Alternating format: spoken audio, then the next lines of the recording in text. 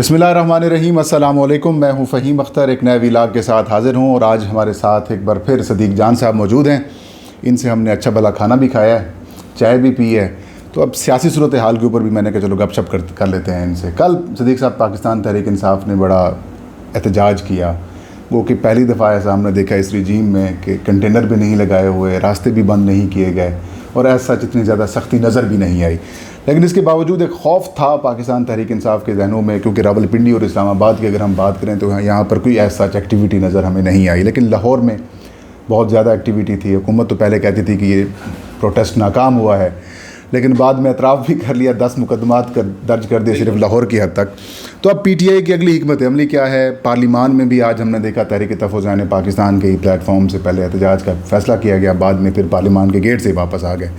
تو ابھی کچھ دیر پہلے آپ گفتگو فرما رہے تھے کہ پنجاب میں بھی زمین گرم ہو رہی ہے، کیسے گرم ہوگی؟ دیکھیں اس وقت نا مسئلہ یہ ہے کہ اگر آپ یہ کہیں نا کہ فوری طور پہ کوئی بہت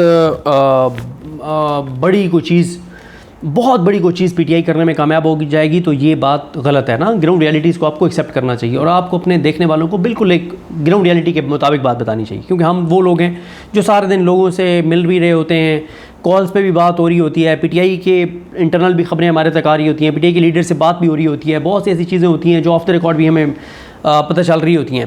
دیکھیں پنجاب میں نا مجھے ایک بات بتائیں کہ چلیں پی ٹی آئی کے اوپر ہم اگر ہم کہیں کہ پی ٹی آئی کی لیڈرشپ پنجاب کی سنسیئر نہیں ہے اور وہ کچھ نہیں کرنا چاہتی، ایک مثال کے طور پہ ہم فرض کر لیتے ہیں، تو مجھے بتائیں 2200 ارب کا ایک سال میں نقصان ہوا ہے کسانوں کا، کیا کسانوں نے کچھ کر لیا ہے اس حکومت کا؟ پچھلے سال بھی ہوا تھا، اس سال 2200 ارب کا ہوا ہے۔ کیا کسان کچھ کر پائے ہیں؟ سرکاری ملازمین خودکشیوں پر مجبور ہیں، کیا وہ کچھ کر پائے ہیں؟ سرکاری اسکول پرائیویٹائز ہو رہے ہیں، کیا سرکاری اساتذہ کچھ کر پائے ہیں؟ ٹی ایچ کیوز کو جو بی اے یوز ہیں وہ پرائیویٹائز ہو رہے ہیں، ہسپتال بی اے یوز تو ہو گئے ہیں نا، ٹھیک ہے، ٹی ایچ کیوز بھی ہو رہے ہیں، ڈی ایچ کیوز بھی ہونے جا رہے ہیں، کیا ڈاکٹرز نے کچھ کر لیا ہے؟ نرسز نے کچھ کر لیا ہے؟ پیرامیڈکس نے کچھ کر لیا ہے؟ تو بھائی بات یہ ہے، اس ریالٹی کو ایکسیپٹ کریں کہ اس وقت بندوق اور طاقت مریم نواز صاحبہ کے سر کے اوپر کھڑی ہے، اس نے سایہ، بندوقوں کے سائے میں مریم نواز صاحبہ حکومت کر رہی ہیں، اور جو مریم نواز صاحبہ کے خلاف ذرا بھی آواز اٹھانے کی کوشش کرے گا تو اس کے لیے معاملات بہت خراب ہو جائیں گے۔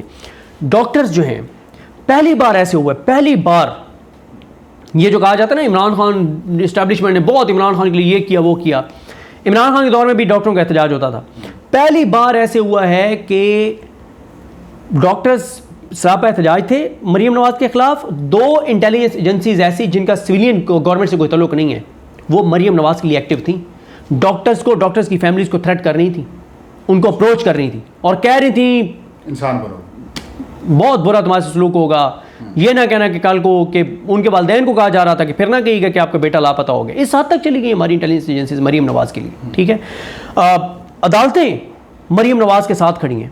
تو سر بات یہ ہے کہ پنجاب میں یہ گراؤنڈ ریالٹی ہے۔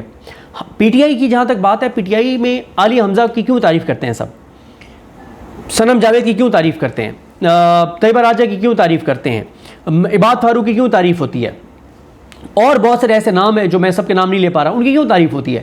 اس لیے نہیں کہ انہوں نے بہت بڑے بڑے جلسے کر لیے ہیں، بہت بڑی بڑی ریلیز کر لی ہیں، نہیں، ایفرٹ ان کی نظر آ رہی ہے، کوشش ان کی نظر آ رہی ہے، کاوش ان کی صرف ایفرٹ کے اوپر، ان کی صرف کوشش کے اوپر لوگ ان کی تعریف کرتے ہیں کہ ایفرٹ تو کر رہے ہیں۔ تو اب ان ایفرٹس کو بیسیکلی وہ جیل میں گئے، سزا بھگتی، مطلب سختیاں برداشت کی، اب وہ سمجھ چکے ہیں، لیکن اس کے باوجود وہ میدان میں اور وہ ایفرٹ کر رہے ہیں۔ تو اس ایفرٹ کی وجہ سے لوگ ان کو پسند کرتے ہیں کہ کوشش تو کر رہے ہیں نا، تو اب اس میں عمران خان صاحب کا سارا فوکس جو ہے وہ پنجاب پہ، پنجاب میں ایکٹیویٹیز بڑھائی جائیں، چیزیں کی جائیں۔ جو خان صاحب کی بڑی امپورٹنٹ ملاقاتیں بھی ہوئی ہیں، تو اس کا بھی احوال بتائیں۔ اس میں ملاقات میں تو عمران خان صاحب نے ظاہر ہے ایک خوشی کا اظہار کیا، پھر عمران خان صاحب نے علامہ ناصر عباس صاحب، محمود ثنا جگزئی صاحب، اخندزادہ حسین صاحب، مصطفیٰ احمد کھوکھر صاحب، ان کو خراج تحسین پیش کیا، اور جو قیادت ہے تحریک تحفظ پاکستان کی ان کے لیے پیغام بھیجا۔ پھر عمران خان صاحب نے علی محمد خان صاحب پر اظہار برہمی کیا، اور اب وجہ نہیں پتہ چلی کہ کیوں اظہار برہمی کیا، ایم این ایس پہ اظہار برہمی کیا۔ چند دن پہلے علی محمد خان صاحب نے کوئی بیان ایسا دیا تھا، پتہ نہیں، اس کا مجھے نہیں پتہ چل سکا. پھر انہوں نے ایم این ایس پر اظہار برہمی کیا, اور اس کی وجوہات دو ممکنہ طور پر ہو سکتی ہیں. ایک یہ کہ عمران خان صاحب یہ چاہتے تھے اور سمجھتے تھے کہ ان کو حلقوں میں جانا چاہیے تھا, کل اسلام آباد ان کو نہیں ہونا چاہیے تھا. دوسرا یہ ہو سکتا ہے کہ یہ پارلیمنٹ سے نکل کے اور وہاں تک نہیں آ سکے, اڈیالہ نہیں آ سکے, اور یہ وہاں پہ اسپیکر کے ساتھ بیٹھ کے اور بات چیت کرتے رہے اور یقین دہانیاں مانگتے رہے کہ ہمیں گرفتار نہیں کیا جائے گا. عمران خان نے ابھی پھر پیغام بھیجا ہے کہ اگر میں گرفتار ہو سکتا ہوں تو تم کیوں نہیں, تمہیں کیا ہو جائے گا, میں بھی تو 2 سال سے گرفتار ہوں نا. اور پھر عمران خان نے آج ایک بار پھر اپنی پارٹی کی قیادت کو اور MNAs MPAs کو پیغام بھیجا ہے, ٹکٹ ہولڈرز کو, کہ بھائی لوگ جو تم سے توقع کرتے ہیں اس توقع پہ پورے اترو. تو میرا خیال ہے کہ اب آپ 5 اگست کو جو ایک حوصلہ ملا ہے تحریک انصاف کو اور ان کے ورکرز کو, ریسٹارٹ ہوا ہے کام, تو اس حوصلے کا آپ کو امپیکٹ 14 اگست کو ضرور نظر آئے گا. 14 اگست کو ضرور نظر آئے گا. ایک چیز تحریک انصاف, اس دن تو روک بھی نہیں سکیں گے کہ لوگ باہر آئیں گے جشن آزادی کے لیے. دیکھیں میں آپ کو بتاؤں, نہیں یہ روکنا چاہیں تو انہوں نے غزہ کے مسلمانوں کے لیے یا پتہ نہیں کس موقع کے اوپر پی ٹی آئی نے کوئی قرآن خوانیاں رکھی ہوئی تھیں, تو وہ قرآن خوانیاں نہیں کرنے دی تھی پی ٹی آئی کو. ٹھیک ہے, وہ آپ اس سے نا وہ کریں کہ یہ مطلب جو قرآن خوانی کے لیے نہیں نکلنے دیتے پی ٹی آئی کو, وہ جشن آزادی کے لیے نکلنے دیں گے. وہ پاکستان کا جھنڈا اٹھائیں گے, پی ٹی آئی کا جھنڈا جیل میں. سر وہ جو مطلب وہ تو پی ٹی آئی کی ہمت ہے نا, وہ زیادہ بڑی تعداد میں کر لیں. میں دوسری پارٹی کی بات کر رہا ہوں نا. تو میرا خیال ہے کہ اور پھر آپ دیکھیں نا, کل 5 اگست پہ بات ہوئی سارا دن, آج سارا دن پورا دن کیا بات ہوتی رہی, جو آج پھر پارلیمنٹ کو تالے لگے ہیں. دیکھیں فہیم بھائی, دوسرا دن, کل بھی آج, یہ مجھے بتائیں دنیا کے پوری دنیا کے اندر وجوہات کچھ بھی ہوں, کسی بھی ملک کے اندر جب تالے لگتے ہیں نا پارلیمنٹ کو, تو کوئی انٹرنیشنل میڈیا خبر چلائے یا نہ چلائے, لیکن خبر ان کے لیے امپورٹنٹ ہوتی ہے, ایمبیسیز کے لیے امپورٹنٹ ہوتا ہے کہ کسی ملک کی وہ کل جتنی ایمبیسیز نے رپورٹس بھیجی ہوں گی, روز رپورٹس بھیجتے ہیں ہر ایمبیسی اپنے ملکوں کو, کل انہوں نے لکھ کے نہیں بھیجا ہوگا کہ یہاں پارلیمنٹ کو تالے لگے, کل لکھ کے نہیں بھیجا ہوگا کہ پنجاب کہ آج پھر تالے لگیں. اس سے بڑی کیا خبر ہوگی, 3 اپوزیشن لیڈرز فارغ کرا دی انہوں نے. ٹھیک ہے, ہاں ان کی وہ کر دی. تو آپ کو نا ایسی چیزیں, پی ٹی آئی اب اسمارٹ چیزوں پہ جائے گی. یہ ایک لمبی لڑائی ہے, اس چیز کی ریئلائزیشن عمران خان صاحب کو بھی ہو گئی ہے, تحریک تحفظ عین پاکستان کو بھی ہو گئی ہے. اور تحریک تحفظ عین پاکستان نے تحریک انصاف کو ایک بات کہی ہے, انہوں نے کہا ہے کہ آپ کے ساتھ 80% پاپولیرٹی ہے عوام کی, لیکن آپ مؤثر حکمت عملی نہیں بنا سکے, اس بات کا اعتراف کریں. اب ہمارے اوپر چھوڑ دیں, چھوٹی چھوٹی ہم چیزیں کریں گے, اثر اس کا بڑا ہوگا, امپیکٹ اس کا زیادہ ہوگا. اسمارٹ طریقے سے کام کریں گے, لوگوں کی انرجیز بھی بچائیں گے, ان کے گھروں کو بھی محفوظ بنائیں گے. ایک چیز ہے جو تحریک انصاف, جب ہم ان پہ تنقید کرتے ہیں اور ان کو چابی والے کھلونے اور لے کہتے ہیں, تو وہ ہم بیجا نہیں کہتے, بغیر کسی وجہ کے نہیں کہتے. اب آپ مجھے بتائیں نا کہ جتنے لوگوں کے گھروں پہ ریڈ ہوئے ہیں غیر قانونی طور پر, کتنے ایک MNAs MPAs اور ٹکٹ ہولڈرز نے ایف آئی آر کی درخواستیں دی ہیں, ایک نے بھی نہیں دی. بالکل 26 نومبر کو نہیں فالو, ٹھیک ہے, 26 نومبر والے کو فالو نہیں کر رہے.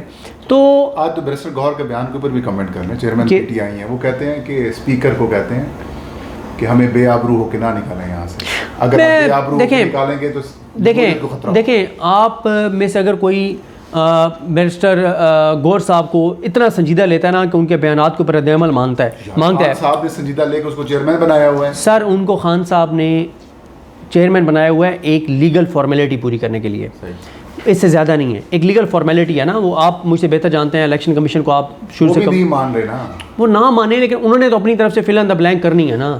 انہوں نے ایک رکھا ہوا ہے بندہ, مطلب کہ یہ مطلب چیئرمین ہے. کیونکہ عمران خان صاحب کا ایک مسئلہ یہ بھی ہے, ان کی ایک مجبوری یہ بھی ہے کہ جتنے بھی بڑے فگرز ہیں, پولیٹیکل فگرز ہیں امپورٹنٹ, ان میں سے کسی کو بھی لگائیں گے تو ہر ایک کی اپنی گروپنگ ہے اور لابنگ ہے, تو وہ اس میں بھی نہیں جانا چاہتے. عثمان بزدار ٹو بنایا پھر, ٹھیک ہے, عثمان بزدار گور صاحب سے تو بہت بہتر تھا. ٹھیک ہے, تو گور صاحب یہ بڑا حیران کن جملہ ہے. نہیں, وہ ان سے بہتر تھا. تو یہ گور صاحب ایک صرف ایک نمائشی پیس ہے. یہ الیکشن کمیشن کے لیے جیسے وہ ہوتا نہیں ہے فصلوں میں پرندے نہ آئیں, وہ ایک کیا وہ کھڑا کر دیا جاتا ہے, ایک کاغذ کا ایک پتلا بنا دیتے ہیں, کاغذ کا یا کسی چیز کا. تو یہ یا کسی چیز کا بھی, یہ کاغذوں کے لیے, کاغذوں کے اندر لکھنے کے لیے کہ چیئرمین کون ہے, اس کی اس سے زیادہ نہیں ہے. وہ آپ کو کیونکہ فرنٹ سے لیڈ کرتے ہوئے نظر, کل چیئرمین کا کوئی بندہ تھا کہ وہ بونیٹ چلا جائے, نہیں کل تو ادھر ہونا, ٹھیک ہے, اس کے تو اسی سے آپ اندازہ لگا لیں نا. پھر عمران خان صاحب نے جو ابھی کہا تھا, جو 6 رکنی کمیٹی بنائی ہے احتجاج کے لیے, اس میں گور صاحب تھے ہی نہیں. جو عمران خان صاحب نے کیا کہا تھا, میرے پیغام آئیں گے عمر ایوب کے ذریعے, آگے آئے گی بات, اور سلمان راجہ صاحب ایگزیکیوٹ کروائیں گے. جو کمیٹی بنائی ہے اس میں محمود چکزئی صاحب, علامہ ناصر عباس صاحب, صاحبزادہ حامد رضا صاحب آئی تھنک, اور علی امین گنڈا پور, سلمان راجہ صاحب, اور छठे शायद उमर अयूब साहब थे, इस तरह से, तो उसमें भी वो गौर साहब नहीं है, तो गौर साहब को ना इतना सीरियस लिया करें। अब अपोजिशन लीडर तब्दील करना है और उनके ऊपर बड़ी अहम जिम्मेदारी भी होगी, अगर इलेक्शन कमीशन की अपॉइंटमेंट्स वगैरह होनी है, तो कौन आ रहा है? मेरी इतलात के मुताबिक आमिर डोगर बड़ी मेहनत कर रही है, कल खाना छाना भी दिया उन्होंने। मुझे नहीं पता कौन आएगा। जगज़ई साहब को बना दे ज़्यादा बेहतर नहीं रहेगा? मैं कहता हूँ बना दे महमूद खान जगज़ई साहब को, तो क्या बात है, बिल्कुल उनको बनाना चाहिए, बिल्कुल उनको बनाना चाहिए। लेकिन मसला ये है कि इसीलिए इमरान खान से मुलाकातें रोकी जाती हैं ना, आइसोलेट किया जाता है। इमरान खान के साथ अगर 5 दिन डेली मुलाकातें हो गई ना, तो आपको इतने बड़े बड़े आपको तूफ़ान नज़र आएंगे बाहर, ऐसे बड़े बड़े नाम आपको फारिग होते हुए नज़र आएंगे। लेकिन मसला तो यही, इसलिए तो कंट्रोल सारी चीज़ें रखी हुई हैं। आज भी इमरान खान साहब से मैक्सिमम 15 से 20 मिनट की गुफ्तगू हुई है, बहन की और वकला की। बंदूक के तौर पर आपने कहा कि मरीम नवाज़ हुकूमत कर रही है, वफाक में भी वही सूरत है, वो खुद नहीं कर रही, उनसे करवाई जा रही है, दोनों सूरतें हो सकती हैं। तो ये सिस्टम बंदूक के तौर पर कितना चल सकता है? नहीं चल सकता ज़्यादा देर। मसला एक ये हुआ कि जुल्म बहुत ज़्यादा हो गया, 26 नवंबर हो गया। दूसरा ये हुआ कि पीटीआई की हिकमत अमली जो है वो मौसर नहीं थी, इस वजह से सिस्टम अब तक चल गया, वरना नहीं चलना था। और मेरा ख्याल है कि अब अगर तहरीक तहफ़्फ़ुज़ ऐन पाकिस्तान की जो हिकमत अमली है उसके ऊपर अगर तो पीटीआई चल पड़ी तो फिर लंबी गेम नहीं है। नहीं, अगर पूरे मुल्क में एहतजाजी कॉल्स के बजाय जलसे शुरू कर दें? जलसा भी तो नहीं करने देंगे ना, एक बड़ा इवेंट बन जाता है, कम से कम लोग जमा होंगे भाई, करने ही नहीं देंगे तो बड़ा इवेंट कैसे बनेगा?